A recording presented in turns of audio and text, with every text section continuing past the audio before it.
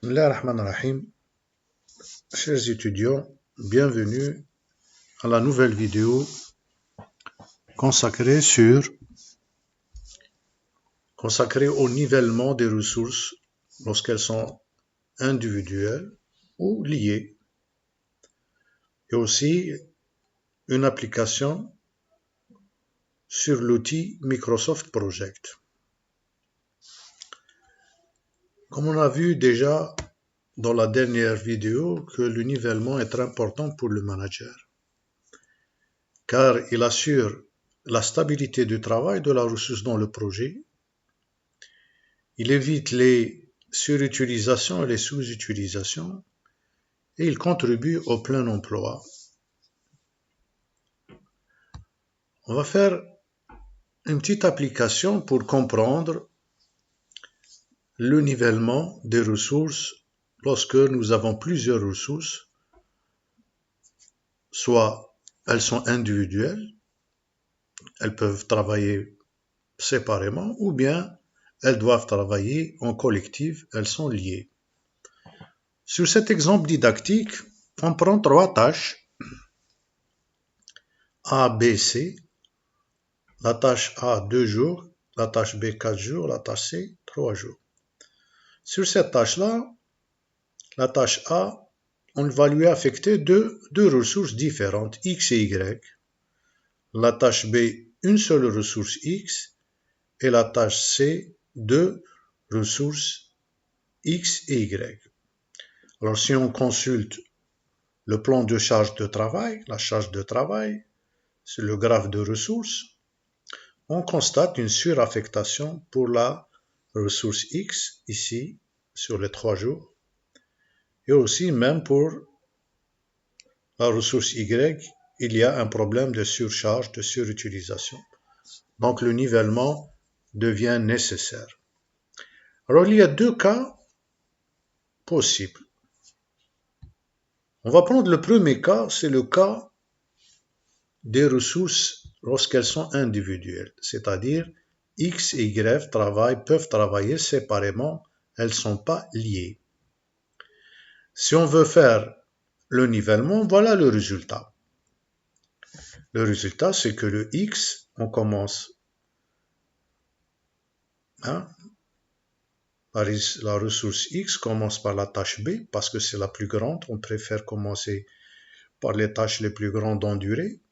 Ensuite, il va passer à la tâche C, moins longue, avec 3 jours. Et enfin, il termine avec la tâche A. Donc, le graphe de la ressource, il est nivelé, il est lissé, il n'y a pas de problème de surutilisation. Indépendamment de X, il y a Y. Il peut commencer la tâche C parce que c'est la plus grande. La tâche C, c'est la plus grande. Et puis, il va passer à la tâche A. On aura un nivellement de la ressource, de travail de la ressource Y. Voilà le résultat des cas où les ressources sont individuelles. Évidemment, il y a un avantage lorsque les ressources sont individuelles, c'est que nous avons, voilà, c'est avant de passer aux avantages, on peut préciser ici le tableau d'utilisation de ressources. Voilà pour la tâche. Pour la ressource X, commence par B, ensuite C, ensuite A. Pour la ressource Y, il commence par la tâche C pendant 3 jours et enfin avec la tâche A. Alors, quand les ressources sont individuelles, donc elles ne sont pas liées, il y a plus de souplesse. Donc les avantages des affectations individuelles, vous avez plus de marge de manœuvre, donc il y a une certaine souplesse, une certaine flexibilité. C'est bon pour le manager. Il y a aussi moins de risque d'arrêt du travail de la tâche parce que il y a une certaine indépendance entre les ressources. Passons au deuxième cas.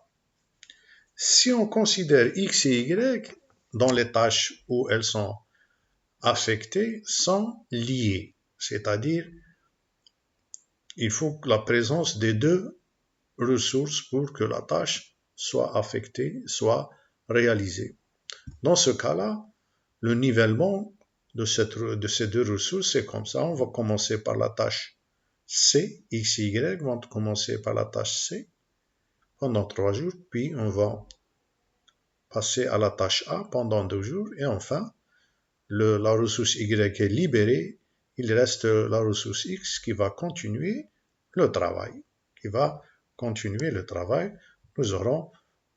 Nous aurons des niveaux, des lissages sans suraffectation. Le tableau d'utilisation de la ressource de cette solution, évidemment, c'est clair ici que la ressource X travaille pendant 3 jours dans la tâche C, ensuite elle passe à la tâche A et puis elle termine avec la tâche B. Concernant la ressource Y, elle commence toujours avec la tâche C parce qu'elles sont liées. La ressource X est liée à Y, ensuite termine avec la tâche A. Alors,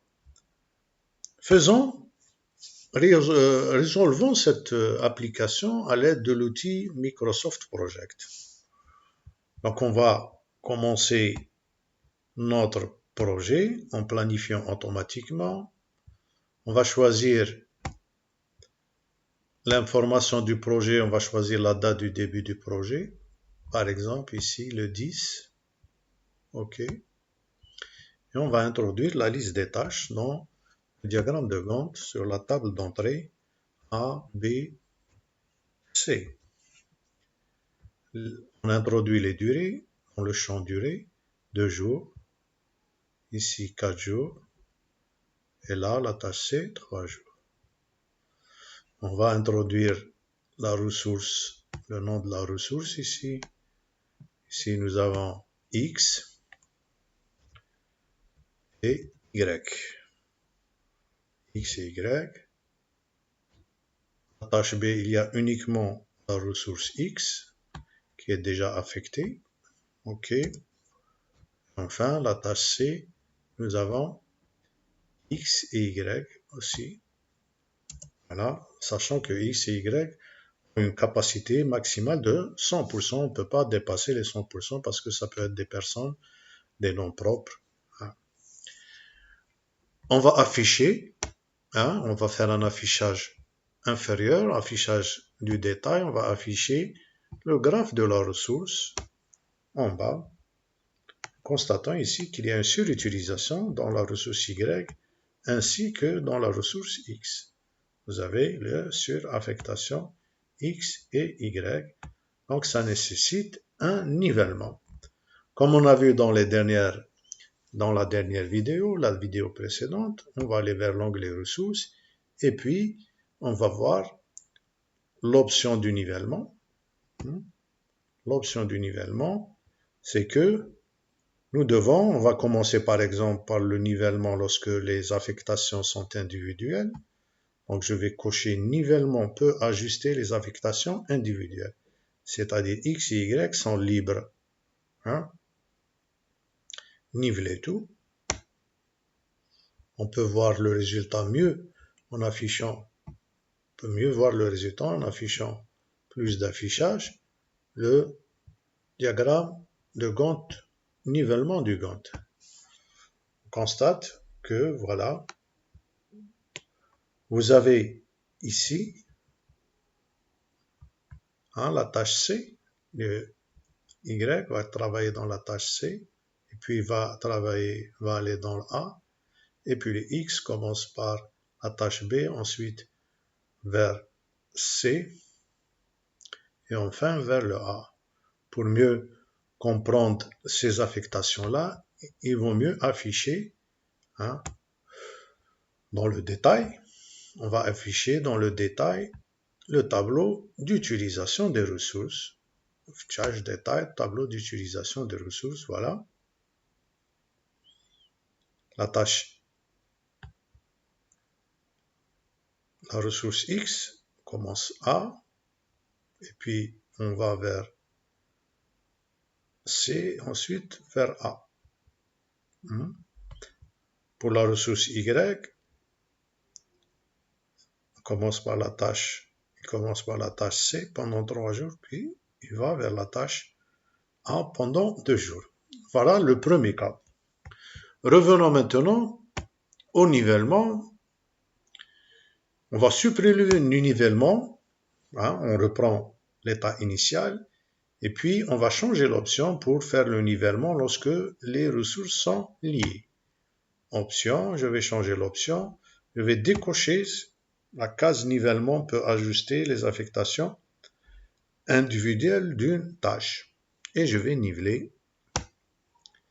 Voilà le résultat, comme c'était prévu, comme on a vu tout à l'heure, que X va commencer par la tâche C pendant 3 jours, et puis la tâche A pendant 2 jours, et enfin la tâche B pendant 4 jours. La même chose, puisque X et Y sont liés, ils vont travailler ensemble. On va commencer par la tâche C et il termine avec la tâche A.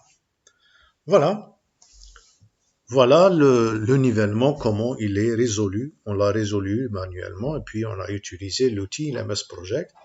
Donc ces outils-là nous permettent de faire de simulation des nivellements, soit en considérant les ressources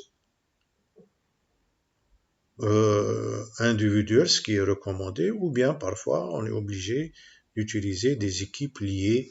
Et là aussi, l'outil nous donne les différents types de nivellement.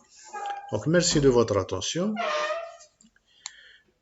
Prenez soin de vous, portez-vous bien. À la prochaine, Inch'Allah. Ça va être aussi sur les nivellements.